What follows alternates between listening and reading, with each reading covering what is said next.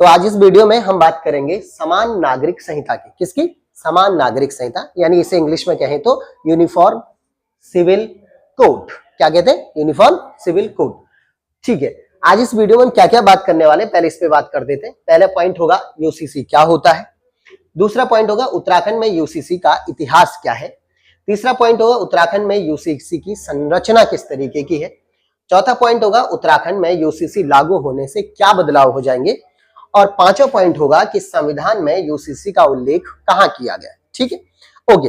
अब सबसे पहला पॉइंट, समान नागरिक संहिता को समझने के लिए इन पांचों पॉइंटों को अगर हम समझ गए तो पूरा टॉपिक हमारा क्लियर हो जाएगा। पहला पॉइंट है कि सर यूसीसी यानी कॉमन यूनिफॉर्म सिविल कोड होता क्या है। ठीक है, यानी समान नागरिक संहिता होती क्या है। देखो, देश या राज्य के सभी नागरिकों को एक जैसी समान नागरिक संहिता यानी यूनिफॉर्म सिविल कोड के अंतर्गत रखना ही क्या कहलाता है? Uniform civil code. यानी एक जैसे कानून के अंतर्गत रखना ही क्या कहलाता है? यूनिफॉर्म सिविल कोड कहलाता है। ठीक है, क्लियर हुआ ये टॉपिक। ठीक, दूसरा पॉइंट हमारे पास है कि उत्तराखंड में यूसीसी का इतिहास क्या है। देखो, ये बात है सन 2022 की, जब मुख्यमंत्री धामी जो थे वो चुनाव प्रचार कर रहे थे और उन्होंने चुनाव प्रचार के दौरान घोषणा की कि अगर हमारी सरकार बनती है तो हम उत्तराखंड में तुरंत क्या लागू करेंगे? यूनिफॉर्म सिविल कोड यानी यूसीसी लागू कर देंगे। उसके बाद उनकी सरकार बन गई। उनकी सरकार बनी तो उन्होंने सबसे पहले अपनी प्राथमिकता में इस यूसीसी को रखा और उन्होंने क्या किया?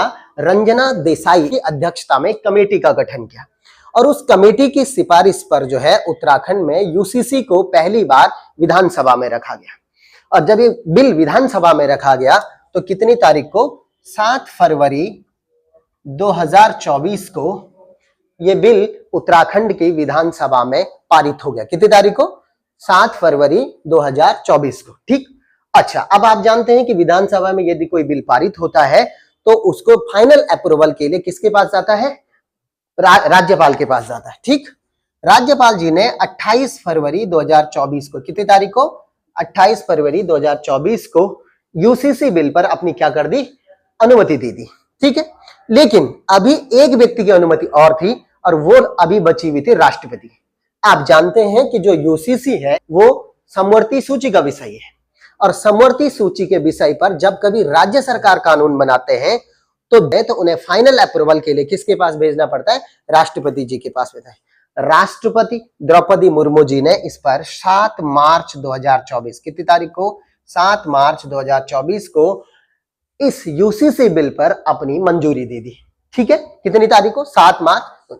लेकिन उत्तराखंड सरकार ने इसे तुरंत लागू नहीं किया, इसे अलग अलग विशेषज्ञों के पास भेजा कि इसे लागू करने से पहले कुछ और प्रॉब्लम्स तो नहीं है, कुछ इसमें कमियां तो नहीं है। इसे करने के लिए उन्होंने कमेटी गठित की और उसे तुरंत लागू नहीं किया। लेकिन आज 27 जनवरी 2025 को उत्तराखंड सरकार ने पूरे उत्तराखंड में यूसीसी लागू कर दिया। तो यही है उत्तराखंड में यूनिफॉर्म सिविल कोड का इतिहास। टॉपिक क्लियर हुआ? ठीक, अगला पॉइंट, तीसरा पॉइंट पर हम आते हैं, उत्तराखंड में यूसीसी की संरचना किस तरीके। देखो, उत्तराखंड में यूसीसी को अधिनियम संख्या 3 वर्ष 2024 के रूप में परिभाषित किया गया है। अगर मैं इस अधिनियम की बात करूं तो इस अधिनियम में टोटल 7 अनुसूचियां हैं। कितनी अनुसूचियां हैं? 7 अनुसूचियां। और कितनी धाराएं हैं? 392 धाराएं हैं। टोटल कितनी धाराएं हैं? 392 धाराएं। तो ये हुआ उत्तराखंड में यूसीसी की संरचना। अब बात करते हैं चौथे पॉइंट की। चौथा पॉइंट है कि उत्तराखंड में यूसीसी लागू होने से क्या क्या बदलाव हो जाएंगे। क्या पॉइंट है कि उत्तराखंड में यूसीसी लागू होने से क्या क्या बदलाव हो जाएंगे। यानी कल से ही, आज लागू हो गया तो आप समझ लो आज ही से, या फिर नहीं तो कल से उत्तराखंड में क्या क्या बदलाव होने वाले। देखो, क्या क्या बदलाव होने वाले। पहला बदलाव होगा शादी की उम्र को लेकर। क्या होगा? शादी की उम्र को लेकर। देखो, आप जानते हैं उत्तराखंड में वैसे नॉर्मली हिंदू समुदाय या और भी सिख और बौद्धिस्ट जितने भी समुदाय थे उनमें पुरुष की शादी की उम्र कितनी है? 21 वर्ष और महिला की शादी की उम्र कितनी है? 18 वर्ष। लेकिन आप जानते हैं कि जो मुस्लिम है वो पर्सनल लॉ के हिसाब से चलते हैं और मुस्लिमों में शादी की उम्र कोई फिक्स नहीं थी। लेकिन उत्तराखंड में जब यूसीसी लागू हो गया तो उत्तराखंड में रहने वाले प्रत्येक नागरिक के स्त्री और पुरुषों की जो शादी की उम्र है अब वो वही निश्चित होगी जो बाकी धर्म के लोगों के लिए। तो कितनी है? पुरुषों के लिए 21 वर्ष और महिलाओं के लिए ये 18 वर्ष निश्चित की गई है। ठीक, पहला बदलाव ये। दूसरा बदलाव क्या होगा? शादी के बाद क्या? तलाक। किससे संबंधित? तलाक। अब तलाक क्या होगा? अगर शादी के बाद तलाक होता है तो सबसे पहला बदलाव यह है कि आपको तलाक का रजिस्ट्रेशन कराना पड़ेगा। क्या करना पड़ेगा? अगर आप कोर्ट से तलाक ले लेते हो तो आपको कोर्ट से तलाक लेने के बाद उसका रजिस्ट्रेशन कराना पड़ेगा, और वो रजिस्ट्रेशन कहाँ होगा? सरकार ने पोर्टल लॉन्च किया है। तीसरी बात इसमें क्या है? तीसरा चेंजेस है लिव इन वालों के लिए। लिव इन वाले, आप जानते हैं शादी से पहले लोग लिव इन में रहते हैं ना, लिव इन रिलेशन जिसे कहते हैं उसमें रहते हैं। तो जो लोग लिव इन रिलेशन में रह रहे हैं उनको सबसे पहले पोर्टल पे जाके लिव इन में रहने का पंजीकरण करना पड़ेगा, यानी रजिस्ट्रेशन करना पड़ेगा। ठीक है, अगर वो ना करें तो, अगर वो लिव इन में रहने का रजिस्ट्रेशन नहीं करते हैं तो उन्हें 3 माह की सजा और कितना 25,000 तक आपको जुर्माना पड़ सकता है, या फिर दोनों चीजों आपको पड़ सकती है यदि आप क्या करते हैं? लिव इन का रजिस्ट्रेशन नहीं कराते। चौथा पॉइंट क्या बदलाव आने वाला है? यदि लिव इन में कोई बेबी उत्पन्न हो जाता है, यानी उन दोनों का बच्चा उत्पन्न हो जाता है, बेबी बॉर्न हो जाता है, तो क्या होगा?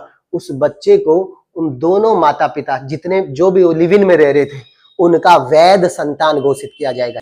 अब पांचवा जो बदलाव उत्तराखंड में लागू होने वाला वो है संपत्ति को लेकर। किससे लेकर के? संपत्ति। देखो, संपत्ति में स्त्री और पुरुष, बेटा बेटी सबको समान अधिकार दे दिए गए। क्या दे दिए गए?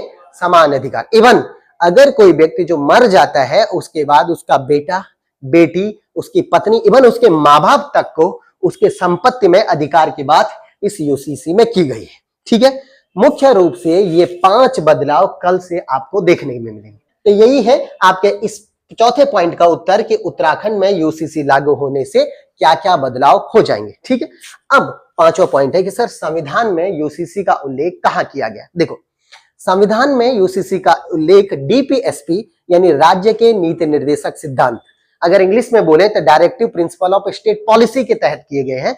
और डीपीएसपी के अंतर्गत एक अनुच्छेद है 44। कौन सा अनुच्छेद है? अनुच्छेद 44।